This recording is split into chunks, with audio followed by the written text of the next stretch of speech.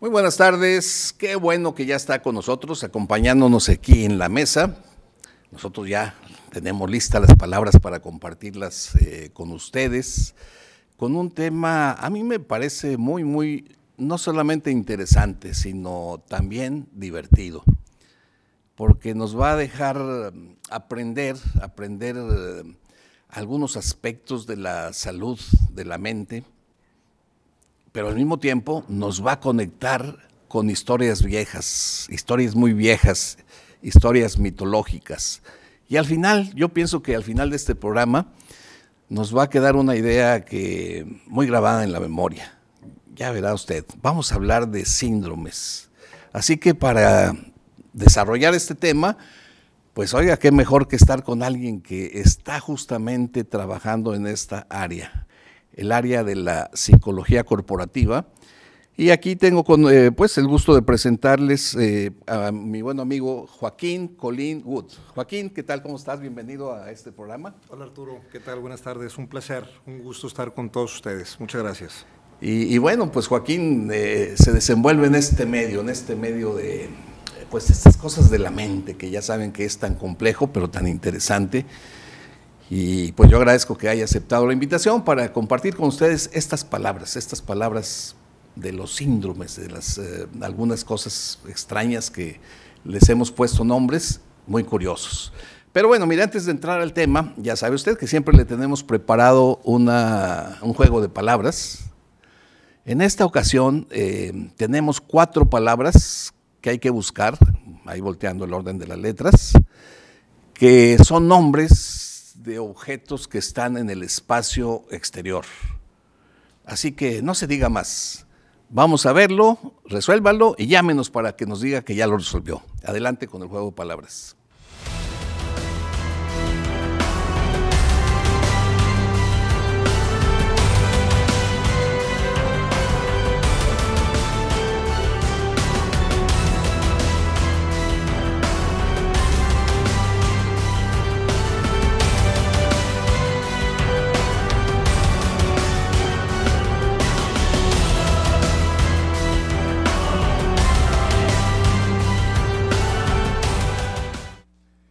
Bueno, pues supongo que ya está resolviendo algunas. Recuerden, son objetos del espacio exterior, así que rápidamente, en cuanto usted tenga la solución, llame, ya vio por ahí el teléfono 2020-8865, o mire, ya tengo aquí el WhatsApp, ahí está abajo el teléfono al que usted nos manda el mensaje, 812-611-3535, y bueno, ya sabe, si no tiene las 4, como quiera, márquenos y escríbanos, ya sobre la marcha nos puede seguir escribiendo.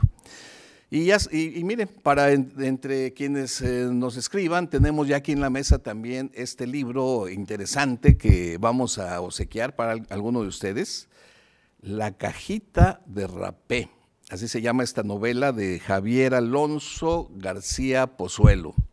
Una novela detectivesca que la trama empieza cuando un policía en su casa sucede el asesinato de una sirvienta, y esto que pudiera parecer algo trivial los mete a una trama interesante, porque ahí empiezan a surgir secretos no confesables de esta familia. Pero bueno, así la dejamos. Entonces anímese y participe para que se pueda llevar usted este libro. Bueno, entremos al tema. Los síndromes. Los síndromes, bueno, la palabra nada más así rápidamente, Joaquín, pues yo aquí recuerdo, es una palabra de cuño griego, o sea, síndrome se forma de 2 partes, sin y dromos. Sin quiere decir simultáneamente, al mismo tiempo, y dromos quiere decir camino, como en hipódromo, donde corren los caballos, y el sin como en sinfonía, donde muchos tocan al mismo tiempo. Y esto quiere decir que ya aplicado al tema que vamos a ver, a cosas que suceden en la mente o en el cuerpo, que se conjugan y que en conjunto definen un desorden, ya sea físico o psicológico. Y entonces empieza la historia. Hay muchos síndromes, pero hemos escogido algunos para que usted los conozca y que lo conecte con la historia que les dio nombre. Pues Joaquín, te invito a que nos empieces a platicar con el primero de ellos. Creo que por ahí me hablabas del síndrome de Diógenes. A ver, viene de ahí. Es muy interesante el concepto y de alguna manera pues lo vamos a, si están de acuerdo, lo vamos a desmenuzar y a desdoblar para llevarlo a la condición humana.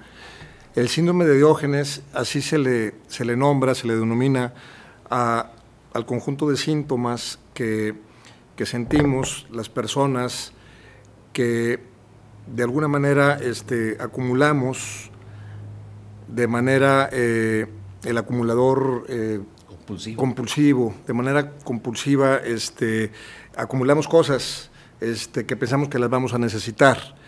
Diógenes de Sícope era un filósofo de la época de Aristóteles, en donde él pues, renunció a las comodidades, renunció a los placeres y vivió en los últimos años de su vida en una plaza pública adentro de un barril, y ahí vivía Diógenes. Inclusive vale la pena comentar que Chespirito se inspiró en Diógenes para el barril del Chavo del Ocho. Es una anécdota interesante que está ligada con esto.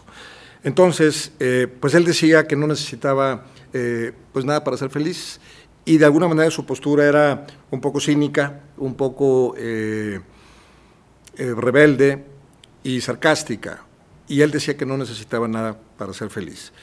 Y de alguna manera los estudiosos le dieron el efecto contrario a esta condición de Diógenes, y cuando acumulamos de manera compulsiva cosas para estar en paz, para estar tranquilos, pensando en que las vamos a necesitar después y resulta que a lo mejor no las necesitamos, el síndrome de Diógenes habla de esa condición, acumuladores compulsivos. Acumuladores compulsivos. Exactamente. Y que de repente vivimos una vida, pues somos muy huraños, somos muy retraídos y nuestra felicidad está en función de las cosas que tenemos, que arraigamos, y es una condición de acumulamiento compulsivo. Que generalmente se da en personas solitarias, sí, ¿verdad? Que pues necesitan llenar un vacío. Sí, de hecho hemos visto programas de televisión que tratan ese tema y casos increíbles, ¿no? De que gente que abres la puerta y no puedes ya ni caminar adentro, ¿no? Porque no cabes, que hay las personas ahí que viven ahí, pues se acomodan un rinconcito porque la casa ya está totalmente llena. Claro. Entonces, si usted ha visto este tipo de programas o ha conocido una persona que tenga esta tendencia de acumular, acumular, acumular y que al rato ya no cabes, pues mira ahí cómo se ve en la imagen esa. Bueno, eso tiene nombre, el nombre es síndrome de Diógenes, evocando a aquel filósofo que pues se desprendió de todo y que pues por alguna razón adquirió el sentido ahí contrario. Pues bueno, interesante, fíjate que ahora aquí yo puedo conectar con otro síndrome. ¿Sí? Bueno, si me permites, Arturo, sí, sí. Y perdón el paréntesis, sí. Si me permites llevarnos esta situación del síndrome de Diógenes, pero a la condición humana en términos de comportamientos también que podemos experimentar en situaciones que tienen que ver con el manejo de las emociones. Y es aquí donde este síndrome se vuelve un concepto de impacto.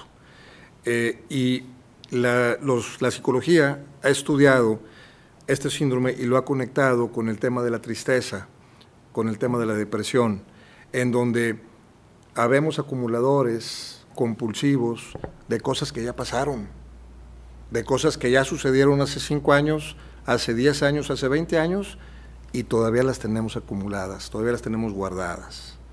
Y el síndrome de Diógenes ya llegó hasta allá. Ya entiendo, o sea, ya trascendió de lo material ya, y se fue a acumular emociones o recuerdos, claro, del pasado. Por supuesto. Y de repente, el beneficio de poder entender esto es que cuántos de nosotros pues somos acumuladores compulsivos de cosas que ya pasaron y de cosas que de alguna manera no soltamos porque pensamos que pues el que me la hace me la paga, ¿verdad? Y hay muchos ejemplos. Entonces ahorita la ciencia, el manejo de las emociones nos está llevando a descubrir a través de estos síndromes que podemos entenderlo en el plano de la condición humana para manejarlo diferente, para poder desprendernos, para empezar a meter equilibrio en nuestra vida y empezar a soltar cosas que ya pasaron. Entonces, el tema era poder conectar estos síndromes de cosas materiales con el síndrome de Diógenes, que tiene que ver con ese tipo de emociones. Decía, me acuerdo que Catón en alguna vez escribió por ahí, dice, a mí no me preocupa cuando mi mujer se pone histérica, me preocupa cuando se pone histórica, porque ahí saca todos esos recuerdos de que te acuerdas cuándo, y ahí en la torre. Saludo para Catón, lo apreciamos mucho. Y bueno, ahora sí, déjame contarles de otro síndrome que también se conecta con aquellas palabras griegas. Fíjense que es conocido también como el síndrome del migrante. Eso que sucede a las personas que tienen que abandonar su casa, que tienen que abandonar su tierra, pues para ir en busca de una vida mejor. Sin embargo, en esa búsqueda, en ese estar lejos, se despiertan a veces emociones muy fuertes que producen tristeza, producen nostalgia. Y bueno, en un momento dado puede ser tan fuerte y tan drástico que a muchos inclusive los pudiera llevar hasta el suicidio, bueno, cosas así. Inclusive fíjate que me acordé que en la lengua española, en el diccionario tenemos dos palabras que son traídas del gallego portugués, que hablan de eso. Las palabras son morriña y saudade. Si tú las buscas en el diccionario, tanto una como otra, morriña y saudade, se definen algo así como eso, la tristeza que se siente por estar lejos de tu casa, de tu tierra. Tener saudade, porque no estoy allá en mi tierra. Bueno, pues este síndrome también en la psicología se le conoce como el síndrome de Ulises, o bien también de Odiseo, porque aquí se compara con la historia de ese personaje griego de la Odisea, que anduvo muchos años viviendo aventuras en su afán de regresar a casa, de regresar a la isla de Ítaca, en donde lo esperaba su esposa, y que tardó pues como 20 años en poder llegar. 10 años se lo echó en la guerra de Troya, y cuando ya quiso regresar, pues no pudo por diferentes circunstancias, y se echó otros 10 años antes de poder regresar a casa con una serie de aventuras y sufrimientos. Entonces, bueno, pues se le llama, por eso se le llama con este nombre a este síndrome, algo así como lo que vivió Odiseo, Ulises. Entonces vamos a dejarlo así, pensar en esos síndromes que padecen las personas que están lejos de casa. Va a haber más, pero no se vayan, porque esto se pone bueno. Aparte de las historias están las palabras. Los invito a que vean el juego de palabras y que ahorita que regresemos sigan conociendo más nombres curiosos de síndromes. Adelante con el juego de palabras.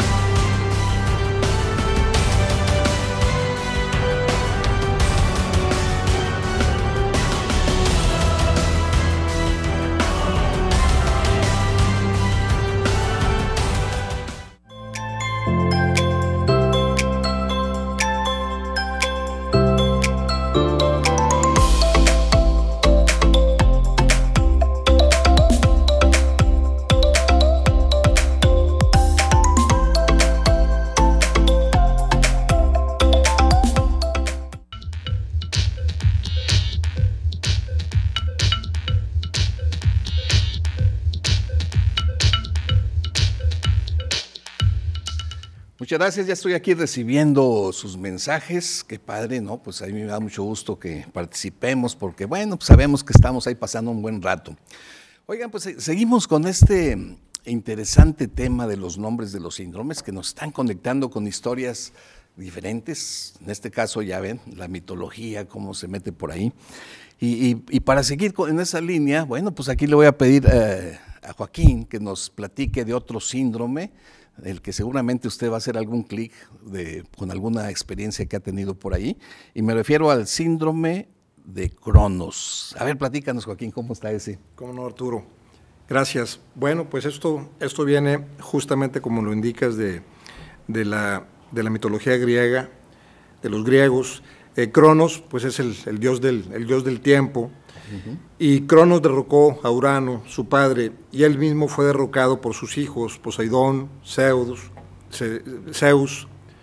Jade, y el tema del significado de esta condición, los estudiosos de todo esto, nos llevamos esto a impedir que la gente evolucione, que la gente crezca, que la gente se desarrolle, que la gente viva. Sí, perdón, aquí, o sea, porque me acordé ahorita que justamente cuando Cronos piensa que lo van a destruir sus hijos, se los comía, ¿verdad? Exactamente, exactamente.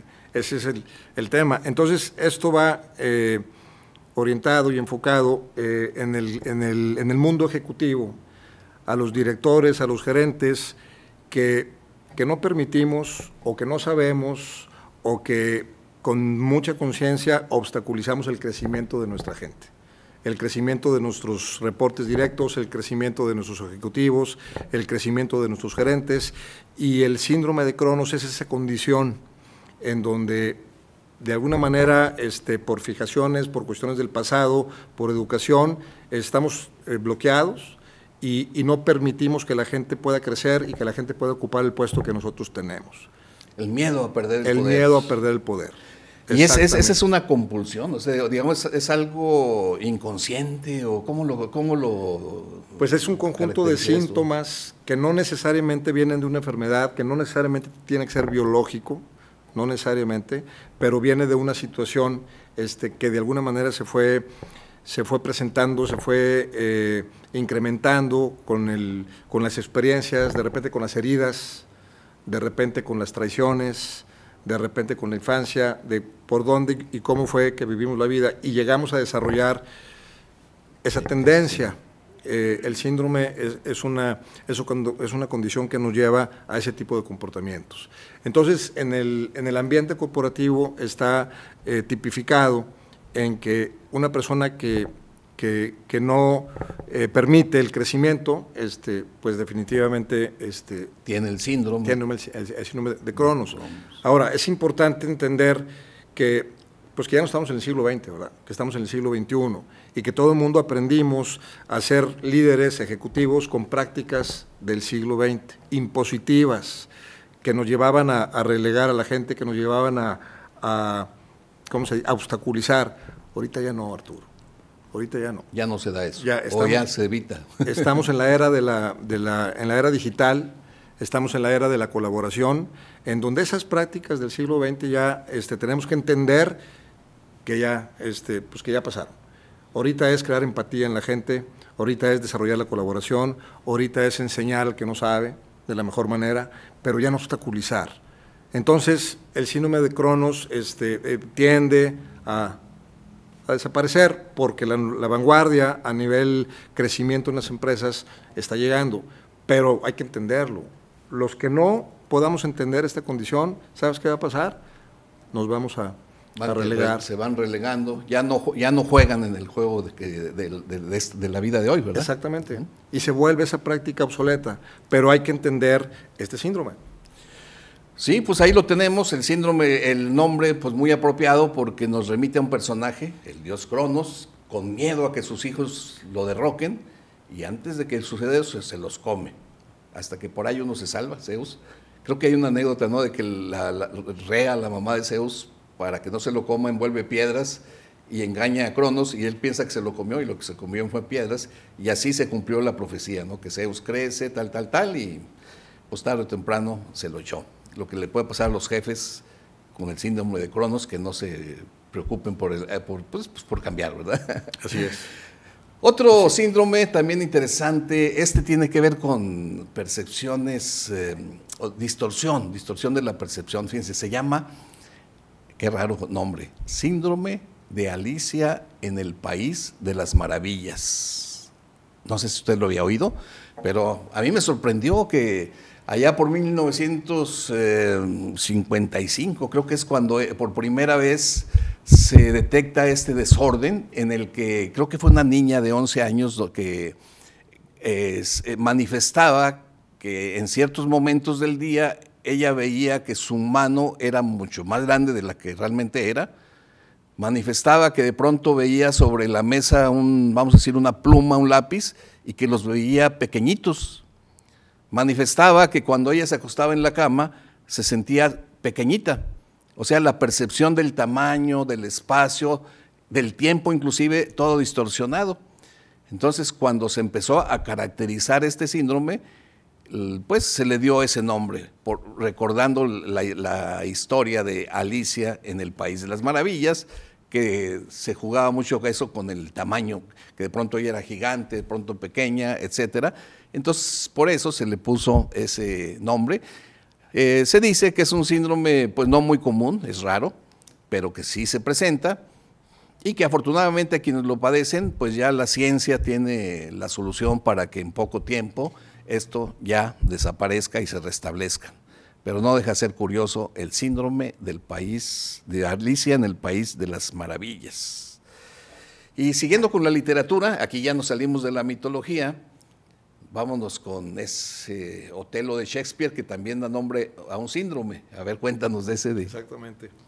Muy bien, sí, precisamente es un trastorno delirante caracterizado por una preocupación excesiva e irracional sobre la infidelidad de la pareja, el síndrome de Otelo, que precisamente se conectó con la obra de Shakespeare. Porque Otelo en esa obra es un personaje que así era muy celoso, ¿no? Sí. Al grado que, pues si mal no me acuerdo, acaba matando a la esposa, ¿no? Tan inseguro, tan excesivamente celoso, que la mata y bueno, se convierte en el símbolo del celoso por excelencia. Pero, oigan, muy seguido hemos oído historias, ¿no? De personas o hombres que matan a sus novias, a sus esposas por celos. Lo que quiere decir que pues no es tampoco así tan raro, ¿no? No sé si tú te haya tocado conocer casos o cómo se explica, qué es que puede haber atrás de esos celos patológicos. Pues son condicionamientos, Arturo. Son condicionamientos, de alguna manera vivimos y crecemos y nos convertimos en personas pensantes con conciencia, pero detrás de todo eso hay un condicionamiento por las etapas o por los caminos por donde vivimos la vida. Y esos condicionamientos, los condicionamientos que nos conectan con trastornos delirantes, pues son condicionamientos mucho más reactivos que proactivos. Las experiencias, por ejemplo, detrás de un asesino serial, pues imagínate lo que hay. Imagínate todos los condicionamientos, con qué está conectado, qué vivió. Ahorita está documentado que la experiencia que un asesino serial, pues son personas que fueron violadas en su momento. Son personas que traen una carga muy fuerte, reactiva en su vida, y que lo que entra, de alguna manera sale, y sale producto de asesinatos, como tú bien mencionas. Entonces son condicionamientos. Y la ciencia ahorita ya llegó hasta allá, que eso definitivamente se puede observar, se puede manejar, se puede empezar a tomar conciencia y se puede empezar a generar un cambio. Yo creo que eso es lo importante, ¿no? Pero bueno, vamos a dejarlo con que este tipo de celos patológicos ya tienen un nombre, que es un síndrome de Otelo. Así que si usted tiene una pareja que es muy celosa, le dices, oye, ¿no tendrás tú el síndrome de Otelo? Porque bueno, al ya estar identificado, pues quiere decir que ya puedes pasar a la etapa de, pues, prepararte para pedir ayuda y resolver ese problema, pues que no vaya a generar problemas mayores. Oigan, pues miren, hay otro síndrome del que sí me gustaría platicarles. Mira, ahí tenemos a Otelo ahí, cuando yo creo que está a punto de ir a matar a la esposa. Ya no se me olvidó el nombre. A ver si alguien me acuerda cómo se llamaba la esposa de Otelo en esta obra de Shakespeare. Si alguien se acuerda, llámenos, ayúdenos con ese dato. A mí ahorita se me fue de la memoria. Pero bueno, dejemos allí tantito a Otelo dormido, bueno, a la esposa de la que estaba dormida, para pasar a otro síndrome que a mí me llamó la atención. Fíjense, allá por el año 1530 y tantos, por ahí, en las Islas Canarias nació un niño, Pedro se llamó, Pedro González. y causó en la sociedad ahí de esa isla pues algunos miedo, algunos expectación, porque ¿saben qué? Que nació cubierto de pelo, así como si fuera un hombre lobo.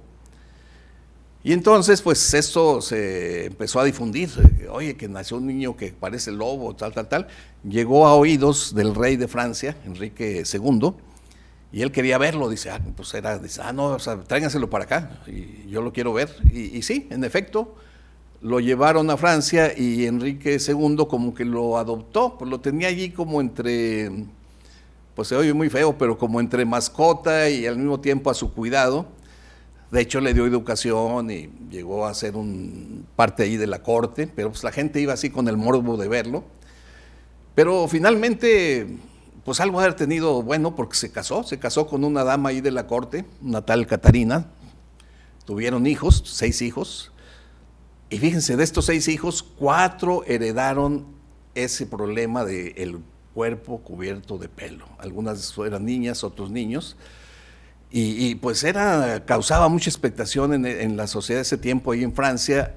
Miren, ahí están algunas pinturas que reproducen a estos personajes, al tal Pedro ya grande con algunas de sus hijas. Ahí está otra pintura. El caso es que por ser tan llamativo, vamos, su aspecto, fueron muy pintados, o sea, hubo muchas pinturas que se hicieron de ellos. Ahí está la familia, fíjense, ahí se alcanza a ver que inclusive por aquí también yo creo que inspira ese cuento de la Bella y la Bestia. Y fíjense, ese castillo que se ve allí, ese es un castillo, el castillo de Ambras, que está en Austria. Allí vivió un conde que era coleccionista de distorsiones en las personas. De pronto compraba un esqueleto de alguien que había nacido con un cuerno o cosas así, y él compró toda la colección de pinturas que habían hecho de esta familia de personas que tenían un exceso de pelo y las expuso ahí como una especie de museo. Y entonces, por esa razón, por estar en ese castillo de Ambras, esa exposición, ya en la psicología, bueno, no, aquí no es psicología, aquí es, vamos a decir, en la medicina, ese síndrome de nacer con mucho pelo, que aparte de poderse llamar el síndrome del hombre lobo, se conoce como el síndrome de Ambras. De ahí viene el nombre del castillo, que guarda todas esas pinturas de esa familia del siglo XVI. Entonces, bueno, no deja de ser interesante cómo nacen los nombres. Pues miren, vamos a tener que hacer otro inter, ya sabe, tome nota para que participe en el juego de palabras. Recuerde, tenemos el libro, ese libro interesante de La cajita de Rapé, que es una novela detectivesca. Y pues si nos marca por vía WhatsApp, aquí estoy listo ya para tomar sus datos. Así que vemos el juego de palabras y anímese. Adelante.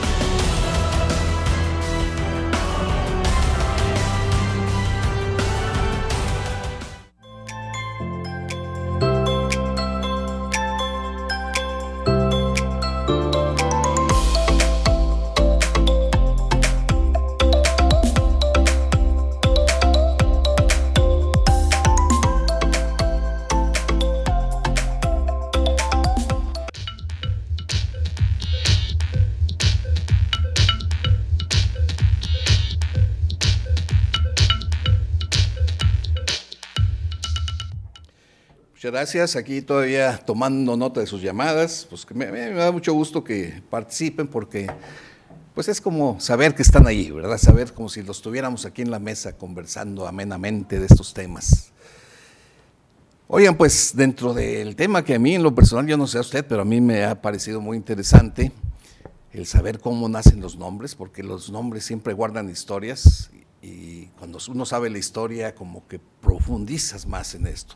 Y hay un síndrome muy, muy interesante que seguramente usted ya lo ha escuchado, al que se le conoce como el síndrome de Estocolmo.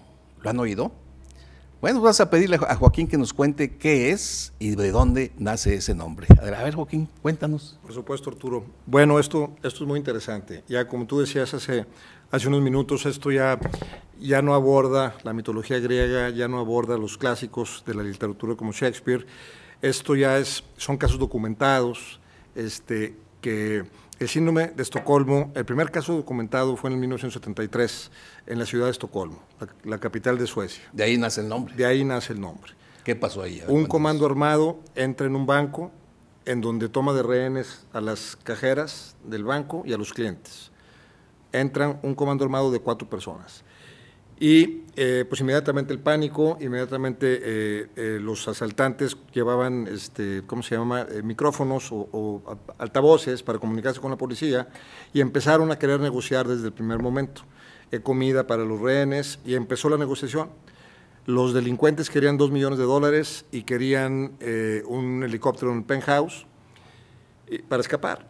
Y empezó la negociación, 1 día, 2 días, 3, hasta 6 días. Estamos hablando de 1973.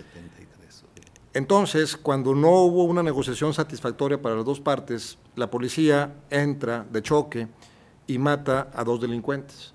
Y los otros 2 se rinden.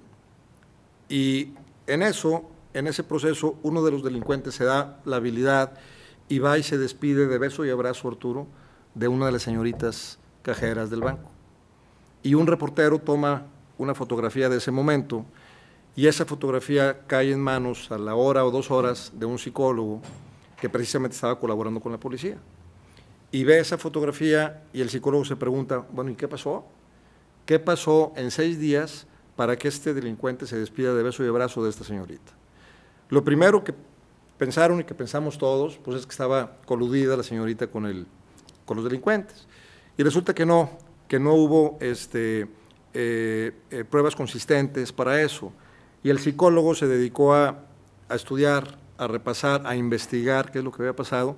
¿Y qué crees que había pasado? ¿Qué creen, amigos, que pasó en esos 6 días? El síndrome de Estocolmo, la definición es que nuestro lazo de afectividad se descompone ante una situación y una víctima de un secuestro se enamora de su secuestrador. Eso es lo que caracteriza al síndrome de Estocolmo. Cuando tenemos las defensas bajas y nos enamoramos de nuestro victimario. ¿Qué pasó en esos 6 días?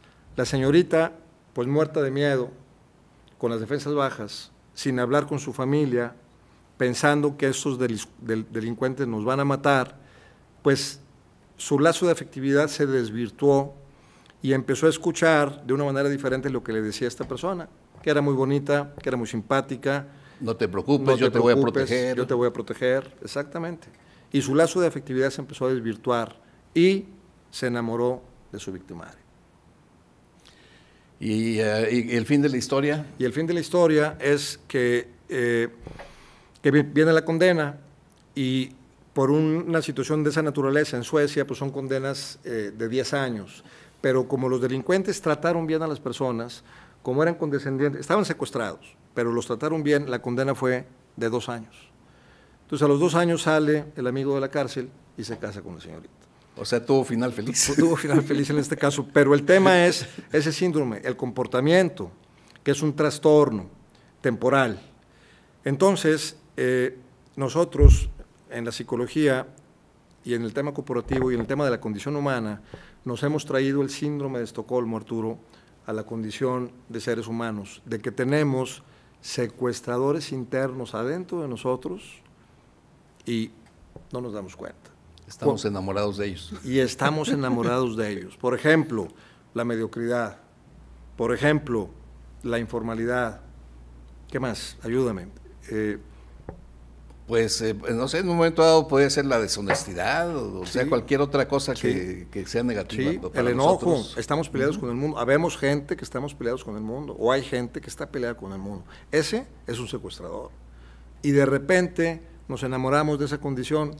Así somos, así me va bien, la gente no me quiere, y nos enamoramos de esa condición. Entonces, la utilidad que le hemos sacado a este síndrome es que, pregunta para todos ustedes, amigos, para ti, Arturo, ¿cómo se libera un secuestrado de su secuestro, de su secuestrador? ¿Cómo se libera? Híjole, pues pagando un rescate, pagando ¿no? un rescate, pagando un rescate. En el 90% de los casos. Hay un triste 10% que tenemos que lamentar, pero un 90% pagando un rescate. Entonces, ¿qué quiere decir? Que tenemos que negociar con nosotros mismos. La palabra negociar generalmente la utilizamos con temas financieros, con temas bancarios, con temas de negocios. No, vamos a llevárnosla a un proceso de negociación interno. Mi parte proactiva tiene que negociar con mi parte reactiva para que no esté peleado con el mundo. Y tengo que hacer un proceso de negociación, un rescate. Entonces, si nos traemos el síndrome de Estocolmo a la condición humana, es que ya empezamos a querer nuestra parte reactiva. Y no, vamos a empezar a meter una negociación. Entonces, el beneficio de poder recurrir a estos síndromes es, vamos a aprender, como tú dijiste, vamos a ponerle nombre y apellido. ¿Qué pasa cuando estoy peleado con el mundo? ¿Qué pasa cuando me quejo de todo?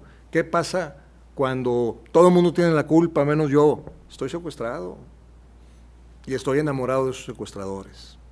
Muy bien, es interesante ese enfoque porque, bueno, pues hasta ahora hablar del síndrome de Estocolmo, pues uno pensaba cuando era más directo, más físico del secuestrador real con la víctima real, un lazo afectivo, que un caso muy famoso fue el de Patricia Hearst, allá por los 70, ¿no? 74. 74, que ella acabó también enamorada pues de sus secuestradores, al grado que se integra a su grupo y acaba en prisión. Pues a final de cuentas no duró mucho porque pues, tenían los recursos para salir, pero fue cuando se empezó a hablar mucho del síndrome de Estocolmo, es decir, porque fue un caso muy sonado. Interesante, este enfoque que nos da Joaquín de los secuestradores internos, miren, como para platicar con ellos, a ver cómo negociamos el rescate, ¿no? Así es, así es. Sí, muy interesante, gracias Joaquín. Y bueno, miren, déjenme paso a otro.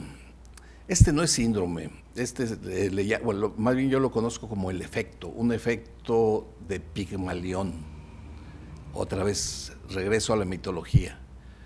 En su libro de las Metamorfosis, Ovidio, que es el autor de estas historias breves, nos habla de Pigmalión, un escultor que en cierto momento talla una estatua de mármol de una mujer muy hermosa, y a medida que va apareciendo de la piedra esa hermosa mujer, él se va enamorando de ella. No importa que fuera de piedra, pero él la veía como si fuera mujer. A tal grado es su enamoramiento que se cuenta que por allí una diosa, Afrodita, ahí tenemos una reproducción de lo que pudiera haber sido Pigmalión tallando la estatua, y viene la diosa y de pronto aquella escultura la convierte en mujer porque pues de alguna manera se conmueve ante el amor de Pigmalión. Y entonces esa es la historia, de tanto ver a una mujer, la escultura de piedra se transforma realmente en una mujer. De esta historia se le ha llamado efecto Pigmalión a ese efecto de transformar a alguien por solamente creer en él. En educación se habla mucho de eso, es decir, si a una persona tú le haces sentir que crees en ella, que crees que es muy buena para algo, esa persona va a responder a eso siéndolo. Entonces, y claro, también habrá el antipigmalión, que al revés, si tú a una persona le haces saber que no crees en ella, a lo mejor efectivamente pues esa persona se la va a creer y no va a hacer. Entonces aquí, pero que el mensaje es ese: cree en las personas, diles que confías en ellas, hazles resaltar las cosas buenas y seguramente esa estructura de piedra puede ser que se transforme en un ser real, metafóricamente. Ese es el efecto Pigmalión también, como ven, conectado con una historia de la mitología. Así va transcurriendo aquí el tiempo y bueno, pues es el momento de por última vez invitarlos a que participen en el juego de palabras. Anímense, aquí tengo más llamadas y más mensajes, pero adelante, los esperamos. Vamos a ver por última vez y miren, ahí está el libro que alguno de ustedes se va a llevar, La cajita de Rapé, de historia detectivesca muy interesante. Bueno, pues veamos el juego de palabras y yo espero sus mensajes. Adelante.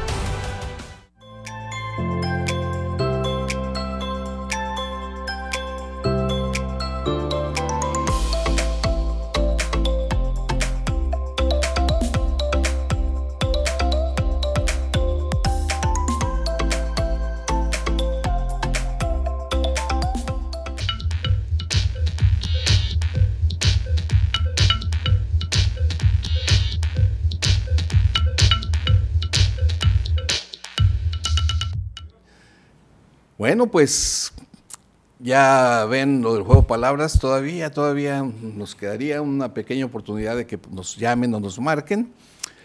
Pero bueno, miren, mientras eso sucede, yo creo que vendría bien hacer un cierre de este tema de los síndromes, aprovechando que está aquí con nosotros Joaquín. Pues resaltando un poquito la importancia, ¿no? La importancia de que existan los síndromes. Comentábamos aquí ahorita que cada síndrome que tiene su nombre nos habla de vamos a decir, de un triunfo de la ciencia. Pero a ver, vamos a platicarlo más despacio. ¿Qué podríamos decir de la importancia de que haya síndromes? Que tengamos la lista ya bien definida, bueno, y que se vayan agregando más cada vez, ¿no? Por supuesto que sí. La importancia de que tengamos síndromes es la importancia de documentar los patrones de comportamiento del ser humano, que de alguna manera están tipificados, que de alguna manera están orientados en ciertos patrones de comportamiento, y esa es la ventaja de que tenemos síndromes, o que tenemos complejos, o que tenemos trastornos, están tipificados. Y hace unos minutos mencionaste el concepto o el tema de la ciencia, que la ciencia ya ha llegado a cruzarse con los estudios psicológicos y, por ejemplo, es importante poder comprender que la inteligencia emocional, que yo creo que es un concepto que a estas alturas del partido, en pleno siglo XXI, es un concepto que ya casi todo el mundo conocemos, lo que es inteligencia emocional. Inteligencia emocional es comprender, entender, saber que podemos manejar nuestras emociones. Y ese concepto, ¿sabes cuántos años tiene, ¿La Arturo? inteligencia emocional? Pues no, exactamente no te sabré decir, pero sé que no es mucho, ¿no? No hay mucho, 25, 30 años aproximadamente. Y la inteligencia emocional es un producto terminado de la ciencia. Se empezó a construir en función de las investigaciones que se hicieron de la década del cerebro, así se le llama a los 90s, 1990, cuando el presidente George Bush, papá, autorizó presupuestos verdaderamente importantes para entender por qué los seres humanos pensamos como pensamos, por qué los seres humanos somos como somos. Entonces, los síndromes nos permiten identificar patrones de comportamiento. Pero, si me das permiso, yo quisiera llevar el tema de la ciencia a hacer una analogía muy interesante para podernos animar, todos los que estamos en esta mesa, como tú dijiste, es una mesa donde estamos todos sentados, podernos animar a poder pensar que nuestras capacidades son infinitas. Como seres humanos, nuestras capacidades en competencias, en habilidades, en capacidades que tenemos para poder ser mejores personas. Y la analogía es que el universo es inconmensurable. Es una palabra muy bonita. Inconmensurable es que no se puede medir. Inconmensurable está saturado de galaxias. Ahorita la ciencia ha descubierto que hay más de 2 millones de galaxias. O sea, no podemos imaginarnos. No es inimaginable. Es inimaginable. Entonces, si el universo está saturado de galaxias, nuestro cerebro está saturado de neuronas. Y ¿se puede equiparar el número de galaxias al número de neuronas? Por supuesto que sí. 2 millones de neuronas. Claro que sí, o más. Entonces, la ciencia ya descubrió que el universo está en expansión.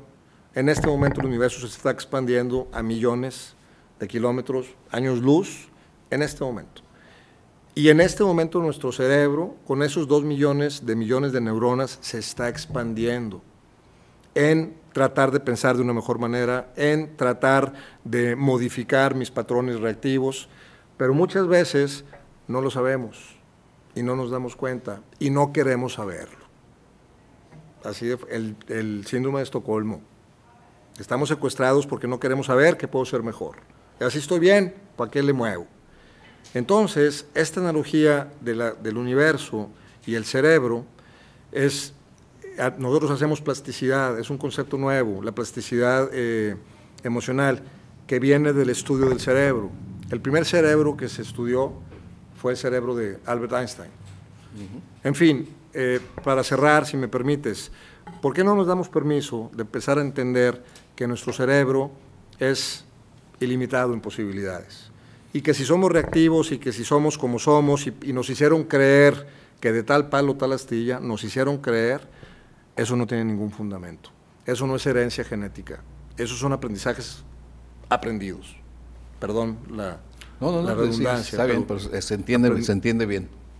Aprendimos y sí podemos empezar a modificar, pero la única manera que lo vamos a empezar a hacer es comprendiendo que nuestro cerebro está capacitado para hacer ese monumental cambio. Y tiene 2 millones de neuronas que van a trabajar en función de lograr ese propósito. Entonces a mí me gustaría cerrar, ¿en qué nos beneficia el saber de los síndromes? En que están tipificados los comportamientos, en que esos comportamientos de alguna manera podemos negociar con nosotros mismos para empezar a modificar conductas y que tenemos la capacidad neuronal para provocar esos cambios. El universo es infinito, nuestra capacidad cerebral es infinita. Infinita. No, pues perfecto, Joaquín, yo creo que está muy claro y bueno, pues en mi caso yo nomás, a lo mejor diciendo lo mismo, la importancia del nombre. Cuando tú a un síndrome le pones nombre, es la seña de que ya está caracterizado. Nos toca a nosotros aceptar cuando lo tenemos y nos toca ir después al nivel de pedir la ayuda profesional necesaria, que nos ayuden también a salir de esos secuestradores de que ya nos habló Joaquín. Pero bueno, yo creo que ya llegó el momento de ver el resultado del juego de palabras. A ver, vemos el juego de palabras, las soluciones, a ver qué encontraron ustedes. Aquí lo vamos a presentar, lo que llamamos aquí. Miren, de camote sale cometa. De talleres sale la palabra estrella. De platean sale la palabra planeta. De nula, pues la palabra luna. Ahí están los 4 objetos que están en el espacio exterior. Y la verdad es que la mayoría de ustedes atinadamente nos mandaron las respuestas. Muy bien. Y antes de que se nos escape, porque ya una vez me pasó, vamos a buscar, a seleccionar quién se va a llevar ese libro. Así que le voy a pedir aquí a Joaquín que nos ayude a sacar a ver el ganador de la cajita de rapé. Pues Joaquín, ayúdanos a sacar así al azar, a ver quién se va a llevar la cajita de rapé. Con mucho gusto, Arturo. A ver si se ve quién es. A ver, ayúdame aquí con el apellido. Ha de ser Elena Rodríguez Gallegos, que vive en Valle Verde. Pues Elena, tráete una identificación aquí a Canal 28, en horarios de oficina, y recoge tu libro, y pues ya sabes, aquí te lo guardamos con todo gusto. Y sabes que mientras tanto déjame nomás por no dejar. Pues muchas felicidades para Elena, felicidades por... Y perdón a quienes ya no alcancé a anotar aquí, porque en el rato en que ya estamos cerrando, ya aquí tengo más mensajes, pero le agradezco mucho a Verónica Castillo, a Jorge Torres Zapata, aquí Ciro Alcázar Dávila, pero bueno, el asunto es divertirse, es saber que participamos y que estamos aquí en la jugada. Y pues yo fíjate que te voy a comprometer para que en un futuro programa vengas con nosotros. Por lo pronto, el día de hoy, pues no nos queda más que agradecerte. Muchas gracias. Disposición. Muchísimas gracias. Un verdadero aportado. Un verdadero placer. Y a ustedes, amigos, pues ya saben, también se les agradece mucho su compañía. A mí me encanta saber que estamos ahí compartiendo este momento. Próximo martes, pues ya sabe, aquí en la mesa tenemos una cita. Usted ponga la mesa que yo voy a poner las palabras. Hasta la próxima.